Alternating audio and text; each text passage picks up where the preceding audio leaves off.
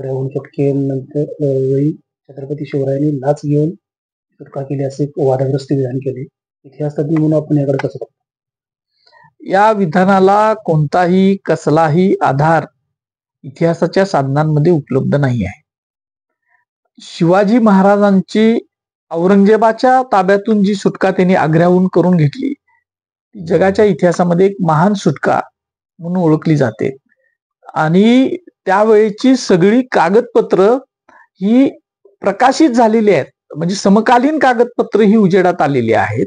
आणि त्याच कुठल्याही कागदपत्रांमध्ये शिवाजी महाराजांनी लाच दिली आणि शिवाजी महाराज अगदी निवांत आग्र्यावरून राजगडपर्यंत निसटून आले असं कुठंही म्हटलेलं नाही.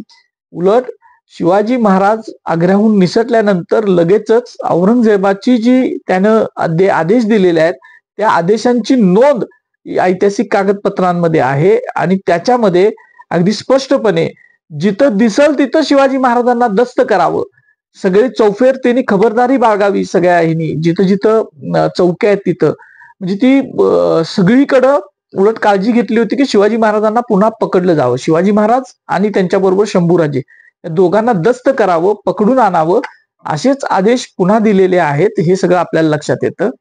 इतिहासाची कागदपत्र या शिवाजी महाराजांच्या सुटकेबद्दल भरपूर माहिती आपल्याला, म्हणजे आग्र्याहून निसटले शिवाजी महाराज त्यावेळेची सगळी माहिती आपल्याला उपलब्ध करून देतात त्याच्यामध्ये. आणि तो जो काही सगळा शिवाजी महाराज इथून महाराष्ट्रातून आग्र्यापर्यंत जाणं आणि आग्र्याच्या दरबारामध्ये जे काही घडलं त्यावेळेच्या राजपूत लोकांनी जे रिपोर्ट्स त्यांच्या राजस्थानला पाठवलेले आहेत, जे डिंगल भाषेमधले आहेत, जी पत्र पाठवलेली आहेत त्याच्यामध्ये अगदी बारीक साधिक नोंदी सुद्धा उपलब्ध आहेत. आणि त्याच्यामध्ये अशी लाचेची कुठलीही गोष्ट नमूद केलेली नाही.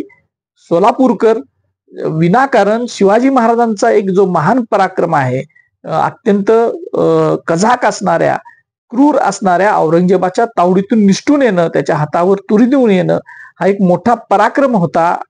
तो पराक्रमाला कुठंतरी गालबोट लागेल अशा पद्धतीचे ते विधान करतात. आणि महाराष्ट्र शासनानं याची गंभीर दखल घेणं गरजेचं आहे. पराक्रमी इतिहासाला कुठेतरी गालबोट लावण्याचा प्रयत्न होते असं वाटतं. अगदी 100%, नाहीतर असं विधान कोण करणारच नाही. ते जे काय बोलायला लागलेत, मी तो व्हिडिओ मधली थोडीशी क्लिप मी त्यांची पाहिली, गंमत म्हणून सांगतो असं त्यांचं म्हणणं आहे. शिवाजी महाराजांचा इतिहास हा गंमत नाही आहे. शिवाजी महाराजांचा इतिहास हा पराक्रमाचा आणि प्रेरणादायी इतिहास आहे. तो अत्यंत अनेक संशोधकांनी अत्यंत अक्षरशः स्वतःचं आयुष्य खर्च घालून तो लोकांसमोर आणायचा प्रयत्न केला. आणि असा प्रेरणादायी इतिहास हा काहीही गंमत म्हणून सांगतो आणि असं बोलतो तसं बोलतो म्हणून कुठलाही अभ्यास नसताना व्यक्त होणं हे सोलापूरकरांसारख्या अभिनेत्यानं थांबवलं पाहिजे. आणि महाराष्ट्राचं मन दुखवायचं काम त्यांनी केलंय, त्याच्याबद्दल त्यांनी माफी सुद्धा मागितली पाहिजे.